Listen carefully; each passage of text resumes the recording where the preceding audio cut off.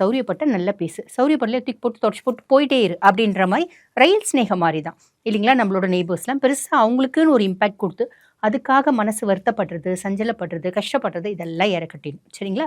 4வது விஷயம் என்ன அப்படின்னா நம்மளோட ஆரோக்கியத்தில் ரொம்ப கவனம் அப்படின்றது வேணும். பொதுவாகவே சனி அர்த்தாஷ்டம சனியாக வராரு அப்படின்ற பட்சத்தில் ஆல்ரெடி ஹெல்த் இஷ்யூஸ் இருக்குது அப்படின்னா அது கொஞ்சம் ஃப்ளக்சுவேட் ஆகிறதுக்கு வாய்ப்பு உண்டு. அதே மாதிரி இது வரைக்கும் எனக்கு எந்த நோயும் இல்லைங்க. இந்த காலகட்டம் அவங்களோட வயதை பொறுத்து சின்ன சின்ன குறைபாடுகள் அப்படின்றது வரத்துக்கு வாய்ப்பு உண்டு. அதில் கவனம் அப்படின்றது வேணும்.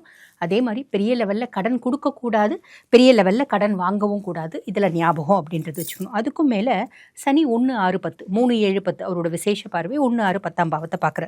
அப்போ நமக்குள்ள ஒரு மந்த நிலை அப்படின்றது மேலோங்கும்.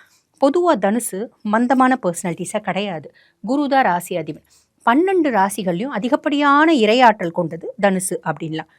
உபயராசி மற்றவங்களுக்கு ஹெல்ப் பண்ணும். என்னோட அறிவு, என்னோட புத்திசாலித்தனம், என்னுடைய எனர்ஜி, என்னுடைய பார்த்திங்கன்னா நாலேஜ் இதெல்லாம் மற்றவங்க என்னை கேட்டால் நான் ரொம்ப ப்ராப்பராக கைட் பண்ணுவேன். என் வீட்டில் ஒருத்தவங்க இருந்தால் நான் எப்படி கைட் பண்ணுவேன், அந்த மாதிரி நான் ப்ராப்பராக கைட் பண்ணி அவங்கள முன்னேற்றி விடுவேன் அப்படின்ற பர்சனாலிட்டிஸ் தான். ஆனால் இந்த காலகட்டம் அவங்களுக்கு அவங்கள சார்ந்து ஒரு முடிவு எடுக்கணும் அப்படின்னா கூட மென்டாஸை, வெல்விஷர்ஸை கேட்குற மாதிரி ஒரு காலகட்டம்.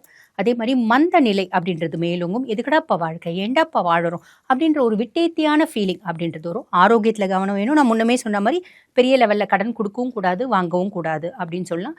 தொழில் செய்கிறதுல குட்டி குட்டி காம்ப்ளிகேஷன்ஸ் வந்தாலும் இதுவும் கடந்து போகும் அப்படின்னு அமைதியாக இருந்தால் நல்லது மட்டும்தாங்க.